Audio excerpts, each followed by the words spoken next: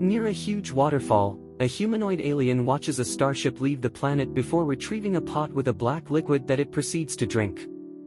Immediately, the liquid begins taking over its body, making its skin black and dissolving its DNA, causing the alien to fall into the water. Its body begins dissolving as well, leaving its DNA to be taken away by the current.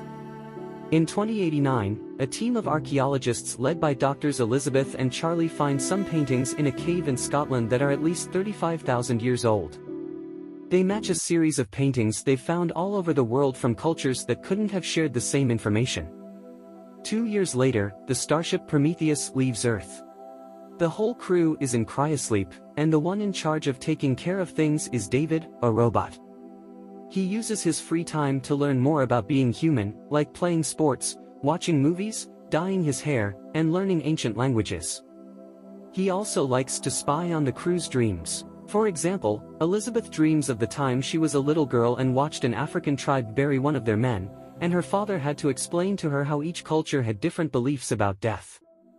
After 2 years of traveling, the ship reaches its destination, and David wakes up the whole crew consisting of mercenaries and scientists.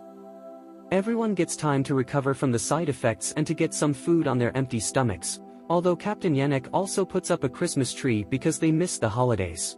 This is seen as dumb by Meredith, the person in charge of overseeing that everyone is doing their jobs right. Soon the mission briefing begins, and Meredith plays a holographic recording of Peter, the CEO of Wayland Corporation, which is the company funding this expedition. He explains that by the time they watch this, he's already dead, and that David's the closest thing to a son he'll ever have. Peter has always wanted to know where we come from and what happens when we die, which is why he funded this expedition when Elizabeth and Charlie came to him with a theory. The doctors take over and explain the paintings they found all over the world depicted a star map that could lead them to a planet with its own sun that could sustain life, and that's where they are now. They think this map was left by some aliens Elizabeth calls engineers because her theory says they were the ones that created humankind, although the rest of the crew is skeptical. Moments later, Meredith calls the doctors to come to her private quarters, where she has her own medical pod and self-contained life support. Meredith explains that she doesn't believe those cave scribbles meant anything and she's doing this for Peter, thus it's her responsibility to ensure the money isn't wasted. If the doctors find life, they're forbidden from making contact, which makes the doctors wonder why they even came. David spent the last 2 years deconstructing dozens of ancient languages and is sure he can communicate with the engineers, but when he sends a message to the planet, nobody responds. The crew decides it's time to land and the ship goes through the atmosphere, detecting no radio signals or heat sources, which should mean there's no civilization down there. However, Charlie notices some straight lines on the ground that couldn't have happened naturally, and the ship lands on that spot. The crew gets ready to go on the expedition, and David wears a suit even though he doesn't need it because he was designed to blend in among humans. The group takes a series of vehicles to visit a dome-like structure that geologist Fifield can't tell if it's natural or not, but he's sure it's hollow. Once they get inside, Fifield sends 2 special probes that map the whole area, allowing them to find their way through a series of corridors. When they go deeper, they find a source of water that is heated by the sunlight, and the CO2 levels are acceptable. While outside it's completely toxic, it seems inside here it's breathable. Charlie assumes these aliens had been terraforming and takes the risk of removing his helmet, confirming it's completely fine.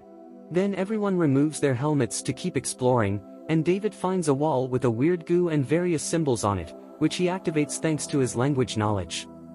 This causes a sudden hologram of running figures to appear through the corridors, and the crew follows them until they find the body of an alien lying next to the door that killed it.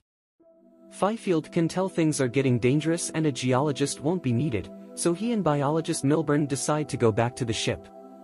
While the doctors inspect the body, David manages to open the door, and they find the alien's head on the other side in a great conservation state. The rest of the crew finds more bodies, indicating the species is extinct. This room has worms in it, showing life is possible here, but also a monolithic statue of a humanoid head, murals on the ceiling, and a bunch of stone cylinders. David notices the cylinders are sweating and soon one of them begins to expel a black organic substance. Elizabeth doesn't notice because she's looking at the murals, which have started to change. She thinks they've affected the atmosphere in the room and they need to leave, so she and Charlie begin to bag the head to take away while David steals one of the cylinders as he comes to the conclusion that the cave is a tomb. At that moment, Yannick discovers there's a dangerous storm incoming and calls the doctors to warn them. Meredith gives them 15 minutes to make it back before she closes the ramp. The crew runs out of the cave and drives as fast as possible, making it back to the ship just in time. However, the alien head falls from the vehicle in the process and Elizabeth goes back to grab it, causing the storm to hit her and enter the ship. Charlie tries to rescue her by driving the vehicle through the wind, but he ends up getting stuck as well, and in the end they must be pulled away by David with a set of wires. Afterward, the crew begins working on decontaminating their bodies and the hangar, only to discover Milburn and Fifield haven't come back yet. It turns out the two scientists are lost inside the cave. Yannick manages to contact them to explain they can't pick them up because of the storm, meaning they'll need to wait until morning. Meanwhile, the team sterilizes the head and a quick scan reveals it's not an exoskeleton, it's a helmet. When they open it, they find a humanoid alien head inside with new cells changing on its forehead, so they decide to run a stem line into its brain to make it think it's alive. The trick works and the face starts gesturing, but things go wrong quickly and the overstimulation ends up making it explode. Elizabeth takes a closer look at the sample she took from the head and is delighted to discover that its DNA matches a person's, meaning her theory had been right and these guys created the human race. Meanwhile, David goes to offer an update to a cryosleep pod that holds a mysterious person. Nobody else knows about it except for Meredith, who violently demands David tell her what the person said.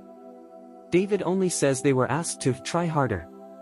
Then David goes to inspect the cylinder he brought in private, and inside he finds a bunch of capsules with a black liquid inside. This gives him an idea, and he decides to visit Charlie to share a drink with him as they wonder how far they'd go to get the answers they want. Afterward, Charlie joins Elizabeth in her room and she gets to share the news about the DNA, so they celebrate by getting frisky. In the cave, Milburn and Fifield are looking at a creepy pile of alien bodies when they suddenly get a call from Yannick, who warns them that the scanner found signs of a life form nearby. The scientists start to worry, but then the signal on the scanner vanishes, and Yannick attributes it to a malfunction. Eventually, Milburn and Fifield discover the room with the monolith and observe black liquid oozing from the cylinders. To their shock, they see a reptilian alien swimming in the liquid, and when Milburn approaches, the creature latches onto his arm, trying to break it. Fifield cuts the creature off to help him, only to have the alien's corrosive fluid spray on his helmet, which melts through the plastic and reaches his face. While Fifield writhes in pain, the creature enters Milburn's suit and kills him. The next morning, Charlie wakes up feeling unwell and notices something strange in his eyes. Yannick calls everyone to inform them that the storm has passed, but he can't reach the scientists, so they decide to search for them. His team couldn't identify the malfunction on the scanner either, so David promises to locate the probe and fix it. However, while the group explores the cave, David stays behind intentionally and follows his own path, sending a recording of his findings to Meredith. He discovers another room filled with thousands of cylinders and alien armor, then walks down a corridor to a chamber with numerous cryosleep capsules. David cuts Meredith off before activating a machine in the center of the room that displays holograms of the engineers examining a star map that includes Earth. When the display ends, David notices one of the cryosleep capsules is glowing because it still contains a live engineer. Meanwhile, Charlie keeps stumbling during their search and Elizabeth notices he's sick, but he insists on continuing.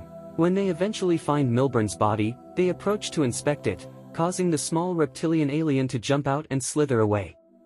However, Fifield is nowhere to be found. At that moment, Charlie starts feeling extremely ill, so Elizabeth instructs everyone to return to quarantine Charlie.